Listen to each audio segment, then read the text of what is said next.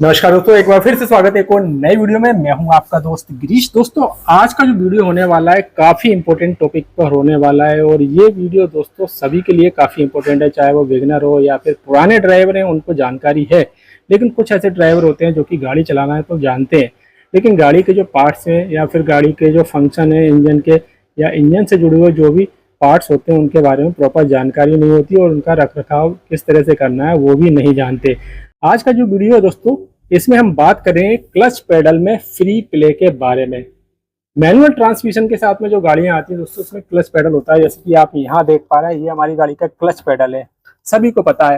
अब इसमें दोस्तों थोड़ी सी प्ले होना जरूरी है। अगर प्ले नहीं होगी तो उसके क्या डिसएडवांटेज है और उससे क्या क्या दिक्कतें आ सकती हैं, अभी मैं आपको दिखाता हूँ। देखिए, अगर मैं पेडल को 2 उंगली से दबाऊंगा इस तरह से, तो ये आसानी से इतना हिल रहा है, यानी कुछ mm ये आराम से बिना फोर्स लगाए ही दब रहा है। देखिए, थोड़ा सा दब रहा है। इसी तरह से हमारा ब्रेक पेडल भी थोड़ा सा दबता है, देखिए। लेकिन जैसे ही आप गाड़ी को स्टार्ट कर देंगे तो ये हार्ड हो जाता है। तो हम बात करेंगे क्लच पेडल के बारे में, क्लच पेडल में फ्री प्ले के बारे में। हर कंपनी दोस्तों क्लच पेडल में कुछ फ्री प्ले रिकमेंड करती है। ऑनर्स मैनुअल के हिसाब से अलग अलग गाड़ी में ये अलग अलग हो सकता है, यानी कि जो क्लच पेडल में फ्री प्ले का जो गैप है वो कम या ज़्यादा हो सकता है। लेकिन एक एवरेज के हिसाब से देखा जाए, कम से कम आधा इंची इसमें प्ले होना जरूरी है। अगर ये प्ले नहीं होगी तो क्या होगा?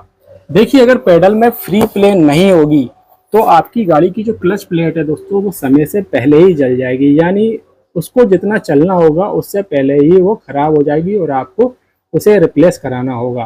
क्लच प्लेट डिपेंड करता है ड्राइवर की हैबिट पे, ड्राइवर किस तरह से गाड़ी चलाता है।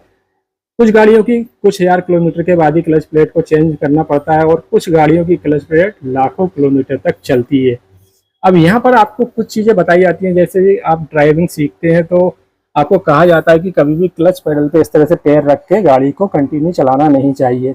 ये जो समस्या आती है दोस्तों बिगनरों को आती है, क्योंकि क्लच का और एक्सीलेटर और ब्रेक का जो जजमेंट है वो प्रॉपर नहीं करते, तो वो कुछ इस तरह से पैर रख के गाड़ी को ड्राइव करते हैं।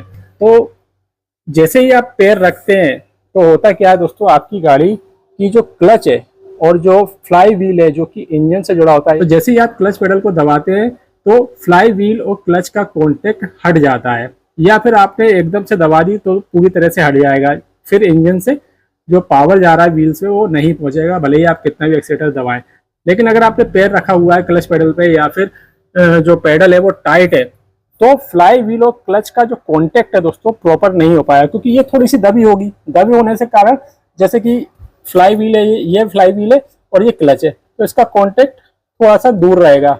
उससे क्या होगा दोस्तों, क्लच जलेगी, मतलब पूरी तरह से कांटेक्ट नहीं आएगा। इससे गाड़ी माइलेज भी कम देगी, इंजन का पावर भी आपके व्हील तक पूरा नहीं पहुंचेगा और अननेसेसरी जो क्लच प्लेट है वो बर्न होगी। यानी कि फ्लाई व्हील और क्लच का कॉन्टेक्ट प्रॉपर ना होने के कारण क्लच स्लिप होगी, जिससे वो समय से पहले ही जल जाएगी। इसीलिए इसमें प्ले होना जरूरी है। और जब भी आप गाड़ी को ड्राइव करते हैं तो कहा जाता है ना कि पेडल पे पैर नहीं रखना है, क्लच पेडल पे पैर नहीं रखना। जैसे गियर शिफ्ट हो जाए उसके बाद क्लच पेडल से पैर हटा लेना है। जैसे ही आप इस पर थोड़ा सा भी पैर रखते हैं या इसको प्रेस करते हैं तो फ्लाई व्हील और क्लच का कॉन्टेक्ट हट जाता है, जिससे क्लच में फ्रिक्शन अधिक होने के कारण बर्न होने लग जाती है क्लच प्लेट। तो इसीलिए इसमें कुछ जो गैप है वो रखा जाता है, प्ले रखी जाती है। अब आप पूछेंगे कितनी प्ले रखी जाती है, तो ये डिपेंड करता है कि आपकी गाड़ी का जो ओनर मैनुअल है उसमें कितनी बताई गई है। मोटे तौर पे आप आधा इंची कम से कम इसमें गैप रखिए, यानी फ्री प्ले रखिए।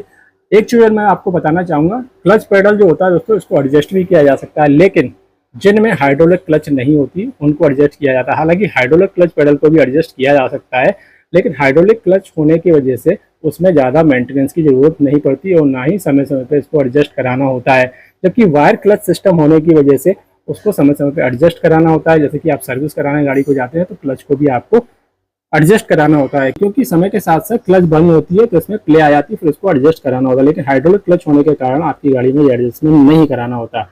तो ये जानकारी थी फ्री प्ले के बारे में। उम्मीद है जानकारी पसंद आई होगी। अगर वीडियो पसंद आया तो वीडियो को लाइक कीजिएगा, शेयर कीजिएगा, चैनल को सब्सक्राइब जरूर कीजिए, साथ में नोटिफिकेशन बेल आइकन को भी प्रेस कीजिएगा। धन्यवाद।